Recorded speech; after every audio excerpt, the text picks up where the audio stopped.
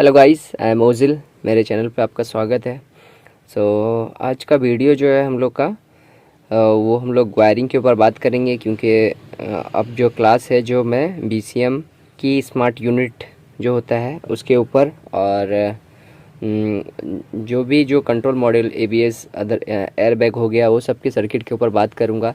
तो उससे पहले जो हो क्या होता है कि इसका फंक्शन आउटसाइड में जो है किस तरह है, उसका वायरिंग जानना जो है बहुत ज़रूरी होता है।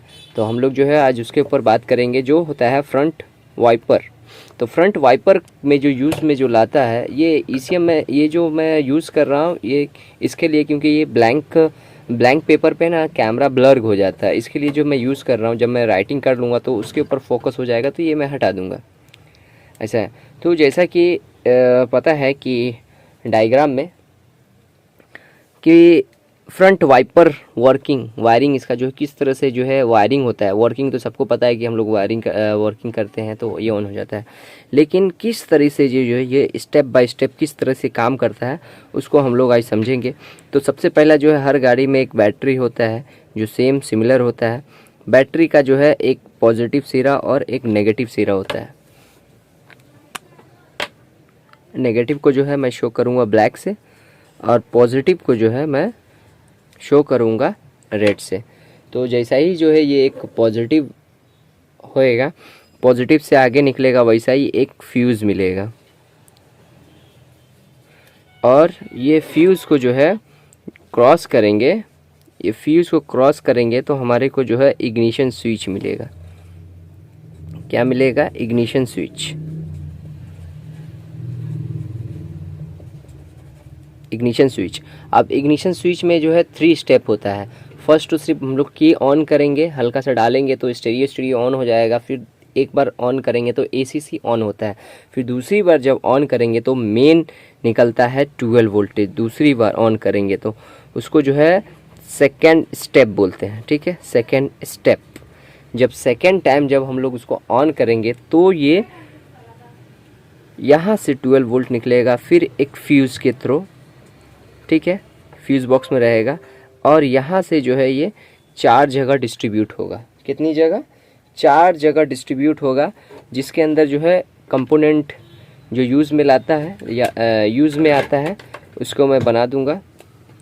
कौन कौन सा कंपोनेंट यूज़ में आता है?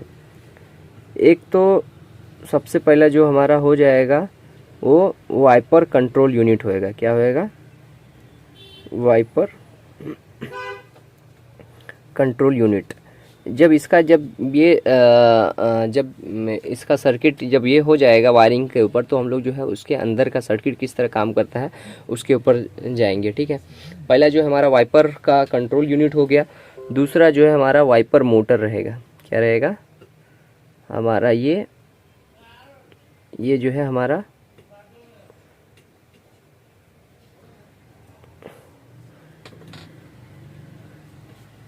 वाइपर मोटर हो जाएगा। ठीक है, और यहाँ पर जो है हमारा स्विच हो जाएगा। स्विच हो जाएगा। ये इस तरीके से डंडी रहता है। ठीक है, ये हमारा स्विच हो जाएगा, ये वाइपर स्विच हो जाएगा। ठीक है, तो अब जैसा ही जो है हमारा इग्निशन ऑन करेंगे तो 4 जगह जो है हमारा पावर डिस्ट्रीब्यूट होगा। तो 4 जगह जो है कहाँ कहाँ पर जाएगा? तो पहला जो है हमारा एक सब जगह एक बराबर जाएगा। एक जो है हमारा चला जाएगा वाइपर कंट्रोल यूनिट में। फिर दूसरा जो है वही सेम चला जाएगा हमारा वाइपर मोटर में। वाइपर मोटर के अंदर भी एक इग्निशन आता है, जो एक प्लेट रहता है कि समझो कि बीच में जो है वाइपर रुके नहीं तो वो प्लेट में लगा रहता है कि अगर बीच में कहीं पे रुका तो वो ऑटोमेटिकली जो है नीचे आ जाए। तो एक जो है इसके अंदर भी चला जाएगा, और 2 जो बचा बाकी, तो दोनों जो है हमारा ये स्विच में जाता है। इसमें जाता है।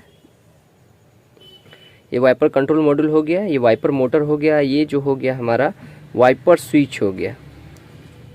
Wiper switch. ठीक है, ये वाइपर स्विच हो गया। और वाइपर स्विच के बाद जो है एक और मोटर आता है जिसको हम लोग बोलते हैं वाइपर वॉशर। क्या बोलते हैं हम लोग? Wiper washer. वाइपर वॉशर जो हम लोग जो है ये वाइपर जो होता है उसको जब हम लोग ऐसा ऊपर की तरफ खींचते हैं तो कैसा पानी फुहारा फेंकता है, तो उसको जो बोलते हैं हम लोग water spray motor, windshield spray motor भी बोलते हैं। ठीक है, मैं विंडशील्ड स्प्रे मोटर ही लिख देता हूँ यहाँ।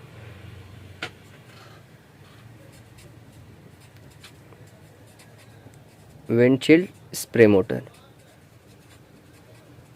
ठीक है, अब जो है इसके अंदर वर्किंग की बात आती है कि अब जो है इसके अंदर वर्किंग के बाद जो है ग्राउंड आता है कि इसके अंदर जो है ग्राउंड कितना आता है।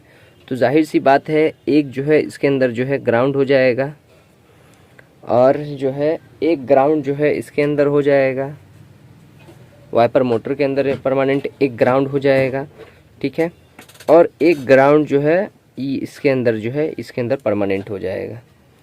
ठीक है, अब जो है इसके अंदर हम लोग जब एक स्टेप ऑन करते हैं, फर्स्ट स्टॉप ऑन करते हैं, जिसके अंदर जो है टाइमर के ऊपर रहता है कि मतलब 1 सेकंड में 2 सेकंड में जो है 2 सेकंड में ऑन होगा, फिर 2 सेकंड के बाद फिर से बंद हो जाएगा, वाइपर ऑन होगा, फिर 2 सेकंड के बाद बंद हो जाएगा, फिर वाइपर ऑन होगा, फिर 2 सेकंड के बाद बंद हो जाएगा, तो उसको बोलते हैं टाइमर। तो जैसा ही हम लोग एक फर्स्ट स्टेप वाइपर स्विच का जो है हम लोग फर्स्ट स्टेप ऑन करते हैं टाइमर वाला, जैसे ही हम लोग फर्स्ट स्टेप जो है ऑन करते हैं टाइमर वाला, तो वैसा ही जो है एक वोल्टेज यहाँ से 12 वोल्टेज आउट होता है और चले जाता है हमारा वाइपर कंट्रोल मॉड्यूल। इसको जाता है वाइपर कंट्रोल मॉड्यूल को, और यहीं से जो है एक और निकलता है 12 वोल्टेज, और ये 12 वोल्टेज जो है चले जाता है मोटर को, और हमारा मोटर में जो है यहाँ से इसको जाता है कि हाँ मेरा एक जो है वो टाइमर वाला स्विच जो है ऑन हुआ है, और ये कंट्रोल यूनिट जो है उस हिसाब से जो है एक सेकंड के बाद जो है उसको एक स्टार्टअप देते रहता है। एक बार ऑन किया तो एक बार जैसा ही ऑन किया तो ये प्लेट पे आ जाता है, वैसा ही एक राउंड मार जाता है, फिर जो है 2 सेकंड का वेट करता है, फिर 2 सेकंड के बाद देता है। मतलब कि ये फर्स्ट स्टेप होता है ये वाइपर का। उसके बाद जो है हम लोग सेकेंड स्टेप लेते हैं। जैसा ही हम लोग सेकेंड स्टेप लेंगे वाइपर का, तो वापस से जो है एक 12 वोल्टेज आएगा, और इसमें नहीं जाएगा, इस वाइपर मोटर में चला जाएगा। किसमें जाएगा? वाइपर मोटर में। और वाइपर मोटर के अंदर ही जो है एक रेजिस्टेंस जो है वाइपर अंदर ही जो है इनबिल्ट में जो है रेजिस्टेंस यूज़ किया जाता है, जो थोड़ा करंट को रजिस्ट करके जो वोल्टेज जो है कम थोड़ा सप्लाई देता है, वोल्टेज रजिस्ट कर लेता है। उसके बाद इसके मोटर को जो सप्लाई देता है, जो धीरे धीरे जो है वाइपर जो है घूमना चालू हो जाता है।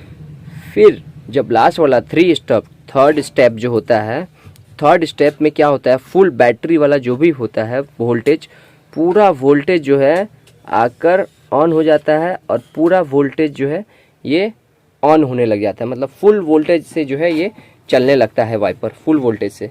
ये नहीं कि हाफ वोल्टेज से, फुल वोल्टेज से चलता है ये, थोड़ा सा भी जो है इधर उधर नहीं होता है, ये फुल वोल्टेज से जो है ये चलने लगता है। ये तो हो गया हमारा first step, second step, third step होता है इसके अंदर जो फुल स्टेप से जो है ये चलने लग जाता है। अब जो आता है कि हम लोग जो है वाटर मतलब पानी मारते हैं, तो जैसा ही हम लोग जब उसको कॉम्बिनेशन स्विच को जो है अपर साइड खींचते हैं, अपर साइड प्रेस करते हैं, तो वहाँ से जो है एक और 12 वोल्ट निकलता है। वो 12 वोल्ट निकलता है और वो चले जाता है हमारे वाइपर विंडशील्ड स्प्रे मोटर में। और वही विंडशील्ड स्प्रे मोटर का जो 12 वोल्ट सप्लाई जो है वो सेम जो है किसको चले जाता है, वाइपर कंट्रोल यूनिट को भी जाता है। तो जैसा ही जो है वाइपर कंट्रोल यूनिट को जाता है, तो इसको भी पता चल जाता है कि हाँ ये मेरा जो पोजीशन है ये अप साइड हुआ है, तो वैसा ही जो है यहाँ से ये सप्लाई देता है और इसको कंटिन्यू जो है वो ऑन कर देता है। तो उम्मीद करता हूँ गाइज आपको वीडियो अच्छा लगा होगा, क्योंकि स्टेप बाय स्टेप अगर मैं एक साथ डायग्राम बना देता तो ये समझ में नहीं आता। इसके लिए जो है अब 2 से 3 बार देखोगे तो ये वीडियो ऑटोमेटिक आपको समझ में आ जाएगा। तो एक बार मैं रिपीट कर लेता हूँ इसको कि किस तरह से जो है इसका वर्किंग है। ये फ्रंट वाइपर जो होता है, फ्रंट वाइपर का किस तरह जो है ये वर्किंग आता है BS6 कार में। ये महिंद्रा की कार का है, ये महिंद्रा का जो है इस तरह से वर्किंग है BS6 कि जैसा ही हमारा जो है बैटरी का वोल्टेज एक इग्निशन स्विच में आता है, हम इग्निशन स्विच जैसा ही ऑन करते हैं, सिर्फ वाइपर सेक्शन में बता रहा हूँ, वो तो वोल्टेज तो हर जगह जाता है, लेकिन सिर्फ वाइपर के सेक्शन में जैसा ही हम लोग इग्निशन जो है सेकेंड स्टेप वाला जब ऑन करते हैं, उसी टाइम जो है एक फ्यूज़ के थ्रू जो है 4 जगह वोल्टेज जो है डिस्ट्रीब्यूट हो जाता है। 4 जगह वोल्टेज डिस्ट्रीब्यूट होता है। 2 जो है हमारा कॉम्बिनेशन स्विच में, जो वाइपर स्विच जिसको बोलते हैं, उसमें चले जाता है। फिर एक जगह जो है वाइपर कंट्रोल यूनिट में जाता है। फिर दूसरा जो है हमारा वाइपर मोटर में भी जाता है। ठीक है, ये जो हमारा हो गया 4 इग्निशन वोल्टेज हो गया। अब बात आती है कि हम लोग जो है फर्स्ट स्टेप जो टाइमर वाला जो होता है, कि टाइमर वाला जो इग्निशन ऑन करने का रहता है, टाइमर वाला जो हमारे को वाइपर चाहिए रहता है 5 सेकंड के बाद या 2 सेकंड के बाद। तो जैसा ही हम लोग एक स्टेप ऑन करते हैं तो यहाँ से करंट आउट होता है और जाता है हमारे वाइपर कंट्रोल यूनिट को। वाइपर कंट्रोल यूनिट में जो है कुछ IC या कुछ कंपोनेंट लगा रहता है, जिसके अंदर टाइमर रहता है, फिक्स किया रहता है, कंपनी के थ्रू जो है प्रोग्राम किया रहता है कि वैसा ही इसके अंदर आया और उसी टाइम जो है यहाँ से जो है एक वोल्टेज आउट होगा और इसको रनअप देगा और ये एक राउंड जो है रोटेट करेगा। ठीक है, ये एक राउंड जो है रोटेट करेगा। फिर दूसरा जब सेकेंड स्टेप लेंगे तो वही डायरेक्ट 12 वोल्टेज जो है, ये कट है, ये डायरेक्ट सेकेंड वोल्टेज जो है इसके अंदर आता है एक रेजिस्टेंस के थ्रू। यहाँ से ये 12 वोल्टेज जो है डायरेक्ट जो है इधर से निकला और यहाँ से चला गया वाइपर मोटर को, और इसके अंदर इनबिल्ट रेजिस्टेंस होता है जो वाइपर मोटर का जो करंट है थोड़ा उसको कम कर देता है, तो वाइपर मोटर की स्पीड जो है थोड़ी कम हो जाती है। अब लास्ट आती है कि फुल स्पीड की जैसा ही हम लोग जो थर्ड स्टेप पे कर डालते हैं तो पूरा बैटरी का वोल्टेज जो है यहाँ से ट्रैवल करना चालू हो जाता है और फुल बैटरी का वोल्टेज जाता है डायरेक्ट वाइपर मोटर को, और वाइपर मोटर जो है फुल स्पीड में जो है घूमने लग जाता है और पानी को जो है वाइप करने लग जाता है। उसके बाद आता है फोर्थ, हम लोग लेते हैं कि विंडशील्ड को जो है हम लोग स्प्रे करने के लिए पानी को स्प्रे करने के लिए यूज़ में लाते हैं। तो पानी को स्प्रे करने के लिए जैसा ही हम करते हैं तो यहाँ से 12 वोल्टेज आउट होता है और ये 12 वोल्टेज आउट होके चले जाता है इस वाइपर को, तो वो पानी फेंकता है और वही 12 वोल्टेज हमारा किसको चले जाता है, हमारा वाइपर कंट्रोल यूनिट को, और वाइपर कंट्रोल यूनिट क्या करता है, मोटर को रोटेट करता है। तो सेम टाइम पे जो है दोनों जो है रोटेट हो जाता है। तो गाइस बस इतना ही, फिर नेक्स्ट वीडियो में जो है किसी और टॉपिक को लेकर आऊँगा। और वीडियो जो है लेट आ रही थी उसके लिए बहुत बिज़ी था मैं, क्योंकि आप लोग जानते ही हो क्या सीन हुआ है, उसकी वजह से जो है वीडियो नहीं आ रहा था। अब रेगुलर वीडियो आएगा तो आप सपोर्ट कीजिए ऐसा ही। तो चलिए गाइस बस आज के लिए इतना ही। So thanks for watching.